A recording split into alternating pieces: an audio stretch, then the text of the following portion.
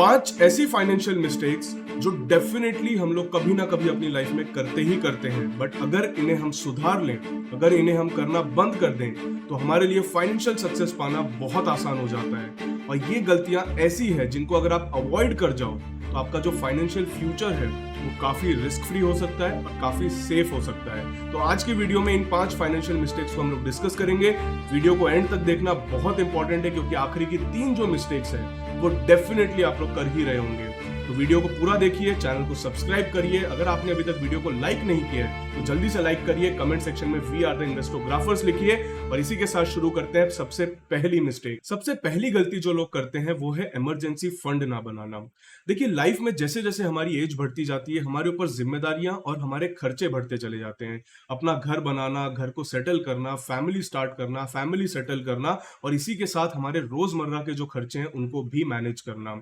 ऐसे में अगर हमारे पास एक इमरजेंसी फंड नहीं होता तो लाइफ में अगर कोई भी अनएक्सपेक्टेड टर्न आता है, कोई भी इंसिडेंट होता है, मान लीजिए आपकी गाड़ी खराब हो जाती है, आपको कोई हेल्थ इशू आ जाता है, आपके फ्रेंड्स एंड फैमिली में कोई इशू आ जाता है, या फिर अनएक्सपेक्टेडली आपकी कभी जॉब अगर चली जाती है, तो ऐसे में हमारे पास 6 महीने का इमरजेंसी फंड होना बहुत इंपॉर्टेंट हो जाता है। अगर हमारे पास 6 महीने का एक इमरजेंसी फंड होता है जो हमारे खर्चों को एटलीस्ट 6 महीने तक सपोर्ट कर सके, तो ऐसे में इस तरीके के अनएक्सपेक्टेड टर्न्स में हमारी लाइफ स्मूथली उससे पार हो सकती है। इसीलिए इमरजेंसी फंड होना यहाँ पर बहुत इंपॉर्टेंट हो जाता है। दूसरी सबसे बड़ी गलती जो अपने लोग फाइनेंशियल जर्नी के अंदर करते हैं वो है सही समय पर टर्म इंश्योरेंस ना लेना। जब हम 20s और 30s में होते हैं तो हमें लगता है कि टर्म इंश्योरेंस की हमें कोई जरूरत नहीं है, टर्म इंश्योरेंस को हम बहुत ही नेग्लेक्ट करते हैं, टर्म इंश्योरेंस लेने का कोई फायदा नहीं है। बट ये वही टाइम होता है जब आपको एक सही टर्म इंश्योरेंस पॉलिसी लेनी चाहिए। अगर आपको बाय एनी चांस कुछ भी हो जाता है तो यही टर्म इंश्योरेंस पॉलिसी है जो आपकी फैमिली के फाइनेंशियल फ्यूचर को सिक्योर करती है और रिस्क फ्री बना देती है। अब टर्म इंश्योरेंस लेने में अगर आपको कोई दिक्कत आती है तो मैं यहां पर आपको रिकमेंड करूंगा कि आप डिट्टो इंश्योरेंस में जा सकते हैं। डिट्टो इंश्योरेंस एक ऐसा प्लेटफॉर्म है जो इंश्योरेंस लेना काफी आसान बना देता है, जीरोधा की बैकिंग के साथ आता है। इसी के साथ डिट्टो इंश्योरेंस एक स्पैम फ्री और ऑनेस्ट एडवाइस आपको यहां पर प्रोवाइड करता है। इसी के साथ एक बहुत अच्छा फीचर जो डिट्टो इंश्योरेंस देता है वो है कि आपको फ्री कंसल्टेशन मिलता है। यानी आप डिट्टो इंश्योरेंस के जो इंश्योरेंस एक्सपर्ट्स हैं उनसे डायरेक्टली बात कर सकते हो, उनसे आप अपनी लाइफ की जर्नी या जो भी आपके लाइफ की सिचुएशन है वो डिस्कस कर सकते हो। एंड उसके बेसिस पर, आपके रिक्वायरमेंट के बेसिस पर कौन सी टर्म इंश्योरेंस आपके लिए सूटेबल है, आपके लिए बेस्ट है, वो आपको सजेस्ट करते हैं। और ये पूरा का पूरा प्रोसेस टोटली फ्री है। इसी के साथ डिट्टो इंश्योरेंस का सबसे बढ़िया जो फीचर मुझे लगता है वो है कि आप डॉक्यूमेंटेशन के झंझट से बच जाते हो। जब भी आप पॉलिसी लेते हो तो जो डॉक्यूमेंटेशन आपको करने होते हैं, जो भी आपकी रिक्वायरमेंट्स होती है, उसमें आपको डिट्टो इंश्योरेंस और उनकी टीम पूरा का पूरा गाइड करती है। इसी के साथ जब क्लेम की रिक्वायरमेंट आती है तब भी काफी इजीली आपको without much documentation ditto insurance की टीम आपको यहां पर गाइड करती है और आपके प्रोसेस को काफी इजी बना देती है। और अगर आप अभी तक टर्म इंश्योरेंस लेने से कतरा रहे हो तो एक बार डिट्टो इंश्योरेंस प्लेटफॉर्म के ऊपर जाइए और अपना फ्री कंसल्टेशन लेकर के देखिए और डिसाइड करिए कि आपको कौन सी टर्म इंश्योरेंस लेनी चाहिए। लिंक मैंने आपके लिए यहाँ पर डिस्क्रिप्शन में डाल दिया है, आप उसको जरूर चेकआउट कर सकते हैं। तीसरी गलती जो लोग यहाँ पर करते हैं वो है अपनी लाइफस्टाइल के हिसाब से अपने खर्चों को बढ़ाते चले जाना। देखिए, जब जब हम कमाना स्टार्ट करते हैं तो हमारी काफी सारी इच्छाएं होती है, काफी सारे हमारे एम्बिशंस होते हैं जो हमें पूरे करने होते हैं। बट इसी के साथ एक चीज बहुत इंपॉर्टेंट है कि ऐसा ना हो कि हमारे खर्चे हमारी सेविंग्स के ऊपर हावी पड़ जाएं। बहुत सारे लोग हैं जो कभी कभार ये गलती कर देते हैं कि आप कमा रहे हो 1 आना और आप खर्चा कर रहे हो 10 आने का। तो ये आपको बहुत ध्यान रखना जरूरी है कि जो भी आपकी अर्निंग्स है उनके ऊपर आपके खर्चे हावी ना बढ़े। आपके जो लाइफस्टाइल का जो इन्फ्लेशन है उसको आपको कंट्रोल में रखना है। आपको हमेशा कोशिश करनी है कि जो चीजें आप अफोर्ड कर सकते हो उनसे थोड़ा कम आप खर्चा यहाँ पर करो, ताकि आपकी सेविंग्स यहाँ पर बेटर तरीके से रहे, आप ज्यादा बेटर तरीके से इन्वेस्टमेंट्स कर पाओ, ज्यादा बेटर तरीके से आप अपने फ्यूचर को सिक्योर करने के लिए सेविंग्स कर पाओ और आपकी जो फाइनेंशियल जर्नी है, आपकी जो फाइनेंशियल सक्सेस का जो रास्ता है वो ज्यादा से ज्यादा ओपन रहे और ज्यादा से ज्यादा स्मूथ आपके लिए यहाँ पर बना रहे। चौथी गलती जो मैक्सिमम लोग करते हैं वो है रिटायरमेंट प्लानिंग जल्दी स्टार्ट ना करना। यंग एज में मैक्सिमम लोगों का मानना है कि रिटायरमेंट तो एक बहुत दूर की बात है, ये अभी नजदीक नहीं है, इसके बारे में अभी हमें प्लान करने की कोई जरूरत नहीं है। बट हमें यह समझना बहुत जरूरी है कि रिटायरमेंट हम सोचते हैं उससे जल्दी आ जाता है। राइट, समय बहुत तेजी से भागता है और अगर हम चीजों को प्रोक्रेस्टिनेट करते हैं, यानी हम चीजों को दूर रखते हैं और उनके बारे में प्लानिंग करना स्टार्ट नहीं करते, तो शायद जब वो समय आए तब हम उस चीज के लिए रेडी ना रहें। और इसीलिए इंपॉर्टेंट है कि हम यंग एज से जितना जल्दी हो सके, जब हम अर्निंग करना स्टार्ट करें तब से हम अपने रिटायरमेंट के बारे में सोचना स्टार्ट कर दें। रिटायरमेंट के बारे में आप जितना जल्दी सोचना शुरू करते हो, रिटायरमेंट प्लानिंग आप जितनी जल्दी शुरू करते हो, उतना ही ज्यादा आपके लिए बेनिफिशियल रहता है और उतना ही ज्यादा आप उसका फायदा उठा सकते हो और बेटर तरीके से अपने फाइनेंशियल फ्यूचर को सिक्योर कर सकते हो और अपने गोल्स को यहां पर अचीव कर सकते हो। ज्यादा पैसा आप सेव कर पाओगे अगर आप यंग एज में स्टार्ट करते हो, तो ज्यादा आपकी सेविंग्स होगी, ज्यादा आपका इन्वेस्टमेंट होगा। और इन्वेस्टमेंट में भी आपको यह समझना जरूरी है कि जितने ज्यादा समय तक आप पैसा इन्वेस्ट करके रखते हो, उतने ज्यादा रिटर्न्स बनते हैं। अगर आप 20s में अपने इन्वेस्टमेंट को स्टार्ट करते हो, वो आपको 30s में इन्वेस्ट करने से बहुत ज्यादा रिटर्न्स देते हैं। 30s में अगर आप इन्वेस्ट करते हो तो वो 40s में इन्वेस्टमेंट के कंपैरिजन में काफी ज्यादा रिटर्न्स देंगे।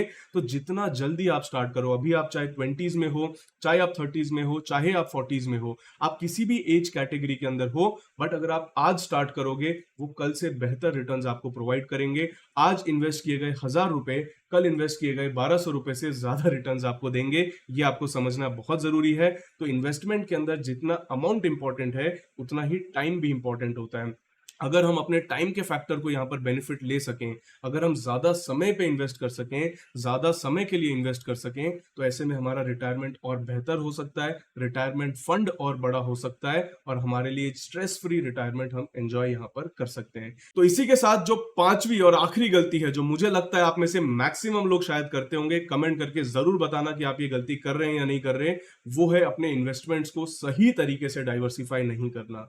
मैक्सिमम लोगों को लगता है डाइवर्सिफाई करने का सिर्फ और सिर्फ ये मतलब होता है कि ज्यादा से ज्यादा चीजों के अंदर इन्वेस्ट कर दें, बट वो एक सही डाइवर्सिफिकेशन नहीं होता है। सही डाइवर्सिफिकेशन होता है जब आप मल्टीपल एसेट क्लास के अंदर एक सिग्निफिकेंट अमाउंट इन्वेस्ट करते हो।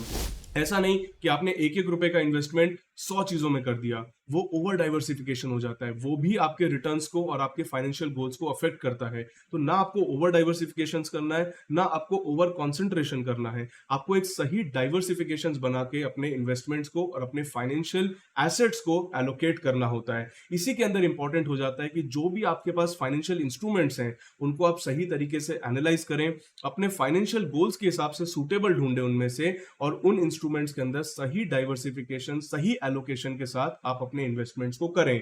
अब एग्जांपल्स यहां पर, जैसे कि आप स्टॉक्स में इन्वेस्ट करते हैं जिसको हम इक्विटी बोलते हैं, इसी के साथ आप बॉन्ड्स में यहां पर इन्वेस्ट कर सकते हैं, म्यूचुअल फंड्स में आप यहां पर इन्वेस्ट कर सकते हैं, रियल एस्टेट में आप इन्वेस्ट कर सकते हैं, क्रिप्टो के अंदर अगर आप इन्वेस्ट करना चाहें, आप क्रिप्टो में भी इन्वेस्ट कर सकते हैं। तो मल्टीपल एसेट क्लास में जब आप इन्वेस्ट करते हैं तो आपको बेहतर रिटर्न्स मिलते हैं, मार्केट के जो अप्स एंड डाउन्स हैं उनसे आप बचे रहते हैं। फॉर एग्जांपल, अगर आप इक्विटी और क्रिप्टो के अंदर इन्वेस्ट करते हैं, तो जहां पर इक्विटी आपको एक significant return over a period of time provide करता है, वहीं पर क्रिप्टो अगर आप एग्जांपल देखें तो वो शॉर्ट पीरियड्स ऑफ टाइम में आपको अच्छे रिटर्न्स प्रोवाइड करता है। तो इक्विटी आपका एक अच्छा बेस बन जाता है पोर्टफोलियो का, और क्रिप्टो आपका एक अच्छा ग्रोथ का ड्राइवर बन जाता है। तो इस तरीके से आप डिफरेंट डिफरेंट डाइवर्सिफिकेशंस अपना सकते हैं, जो आपके फाइनेंशियल फ्यूचर के लिए, आपके फाइनेंशियल गोल्स के लिए और आपके रिस्क एपेटाइट को सूट करे। तो यहाँ पर ओवर डाइवर्सिफिकेशन से हमें बचना है, बहुत ज्यादा एसेट क्लासेस में छोटा छोटा अमाउंट भी इन्वेस्ट नहीं करना है, वहीं पर कुछ लिमिटेड एसेट क्लासेस में पूरा अमाउंट भी इन्वेस्ट नहीं करना है। डिफरेंट एसेट क्लासेस में जब हम बैलेंस करके अपने पोर्टफोलियो को बनाएंगे, वहां हम बेहतर रिटर्न्स यहां पर अचीव कर सकते हैं और बेहतर एक स्टेबिलिटी अपने फाइनेंशियल पोर्टफोलियो के अंदर अचीव कर पाएंगे। तो ये थी वो 5 गलतियां जो मैक्सिमम लोग अपने फाइनेंशियल जर्नी के अंदर करते ही करते हैं। पहला, इमरजेंसी फंड ना बनाना। दूसरा, टर्म इंश्योरेंस ना लेना। थर्ड है अपने लाइफस्टाइल इन्फ्लेशन को अपने आप को ओवर पावर करने देना। फोर्थ है रिटायरमेंट का सही समय पर सही तरीके से प्लानिंग नहीं करना। और फिफ्थ है अपने इन्वेस्टमेंट्स को सही तरीके से, प्रॉपर तरीके से डाइवर्सिफिकेशन ना देना। आप कमेंट्स के अंदर जरूर बताइए इन 5 में से कौन सी गलती आप करते थे, अभी भी करते हैं, और कैसे आप इसको इंप्रूव करने के लिए देखने वाले हैं। एंड मैं ये गारंटी से कह सकता हूं कि एटलीस्ट 3 गलतियां तो इनमें से आप लोग अभी कर रहे होंगे, और उसको इंप्रूव करने के लिए आप क्या करने वाले हैं वो आप कमेंट्स में हमें जरूर बताइए। बाकी डिट्टो इंश्योरेंस, टर्म इंश्योरेंस के लिए आप डेफिनेटली चेकआउट करिए, फ्री कंसल्टेशन आप उनका ले सकते हैं, ताकि आपको प्रॉपर गाइडेंस मिले कि आपके हिसाब से बेस्ट टर्म इंश्योरेंस कौन सा यहां पर रहने वाला है। लिंक मैं आपको डिस्क्रिप्शन में प्रोवाइड कर दूंगा। बाकी फिर मिलेंगे ऐसे किसी वीडियो में। अगर पसंद आया हो तो लाइक करिए, चैनल को सब्सक्राइब करिए, कमेंट्स में वी आर द इन्वेस्टोग्राफर जरूर लिखिएगा। फिर मिलेंगे, तब तक के लिए थैंक यू। जय हिंद, जय भारत।